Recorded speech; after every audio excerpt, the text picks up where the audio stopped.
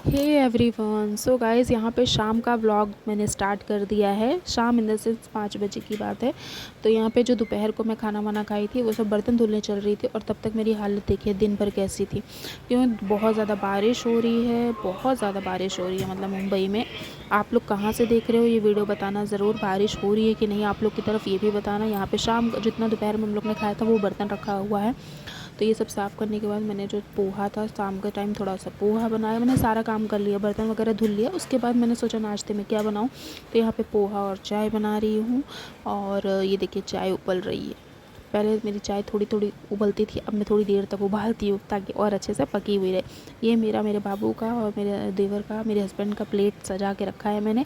अब इसमें मैं निकालूंगी। मैं एंगल ढूंढ रही थी कि कैमरे को किस एंगल से रखूँ, तो मुझे यही एंगल सबसे बेस्ट लगा।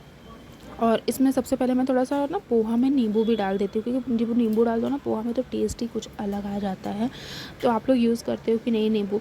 नींबू मुझे जितना हो सकता है मैं उतना यूज़ करती हूँ। मुझे नींबू का टेस्ट बहुत अच्छा लगता है, खट्टा-खट्टा एकदम मस्त लगता है। तो पोहे में मैंने नींबू डाल दिया, उसमें बीज भी चला गया, वही मैं निकाल रही थी। और ये हम सब के साथ होता है, सबके साथ होता होगा मेरे ख़्याल से, क्योंकि ना नींबू में इतने सारे बीज कहीं अंदर अंदर भी रहते हैं ना कि जब उसको दबाओ रस निकालने के लिए ना तो इतने सारे उसमें बीए निकल जाते हैं कि पूछो ही मत। तो यहाँ पे नींबू डाल के मैंने पोहे को मिक्स किया। उसके बाद मैंने प्लेट में लगाना स्टार्ट कर दिया पोहा। और सबको एक बराबर दूंगी भाई, बाबू को स्टील वाले प्लेट में दूंगी और हम सबके लिए ये वाला प्लेट सजा रही हूँ मैं। वैसे किसी किसी सबसे अच्छा नाश्ते में पोहा लगता है, बताना ज़रूर कमेंट करके।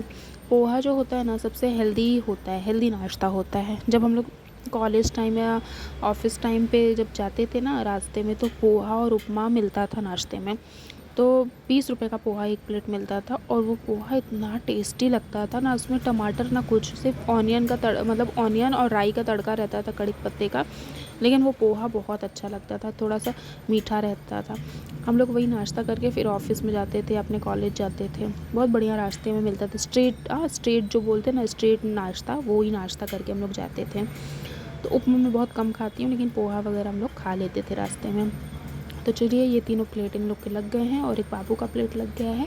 तो चलिए इन लोग को दे दिया जाए। और बाबू यहाँ पे मुझसे पूछ रहा था कि मम्मा मेरा प्लेट कहाँ है। मैंने बोला लगाया है, आपका भी टेंशन नहीं लो। फिर मैं यहाँ पे चम्मच ढूंढ रही थी, सारे बर्तन इस तरीके से धुल के रख दिए थे मैंने, इसीलिए मिल नहीं रहा था। चाय एक तरफ अभी पक ही रही है, तब से मेरी चाय, सोचो कब की मेरी चाय पक रही है अभी तक।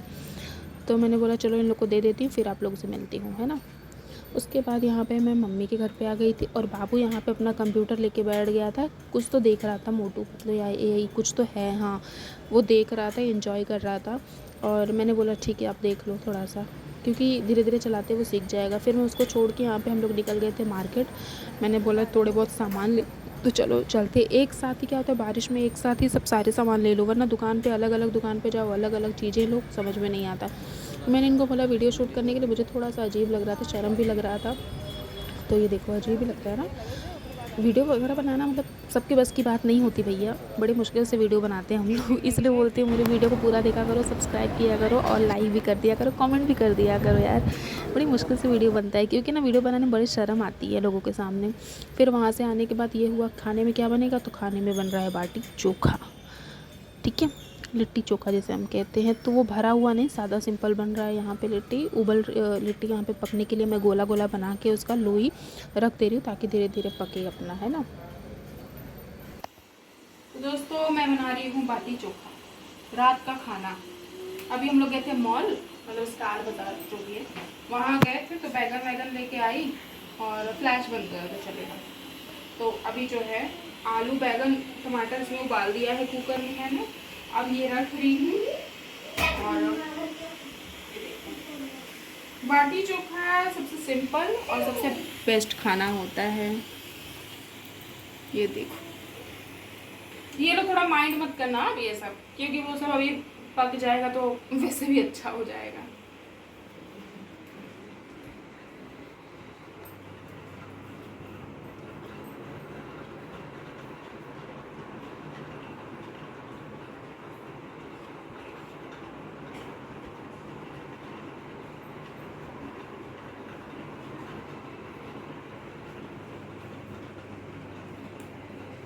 बारिश बहुत ज़्यादा हो रही है तो समझ में नहीं आ रहा था। कल मैंने कचौड़ी बनाया था, बताई थी आप लोग को वीडियो में।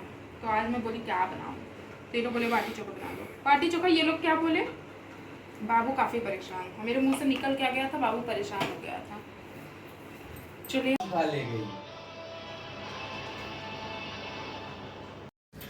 उसके बाद यहाँ पे खाना पीना खाने के बाद मैं बैठ गई थी आराम करने के लिए। सब कुछ हो गया था, 10:30 बज गए थे। तो 10:30 बजे हम लोग आराम कर रहे थे, मतलब सब लोग बातें भी कर रहे थे, टाइम पास कर रहे थे। मैं भी बैठ के चेयर में मस्त एंजॉय कर रही थी, बाबू यहाँ पे खेल रहा था। फ़िलहाल अभी सोने का टाइम है। अब ये ब्लॉग को इसी में यहीं पर मैं एंड कर रही हूँ। मिलते हैं आप लोगों से नेक्स्ट ब्लॉग में। ये ब्लॉग कैसा लगा ना बताना ज़रूर आप लोगों से। बोलने में थोड़ा हड़बड़ा रही हूँ, ठीक है, धीरे धीरे कोशिश करूँगी और अच्छे से बोलूँ और क्लियर कट टू कट बोलूँ, तो आप लोगों तक बात पहुँच जाए मेरी बन की बात जो है। और बाबू यहाँ पे क्या खेल रहा है ये बताना है ना। बाबू को चाहे 12 भी बज जाए फिर भी खेलता रहेगा। चलिए मिलते हैं, बाय।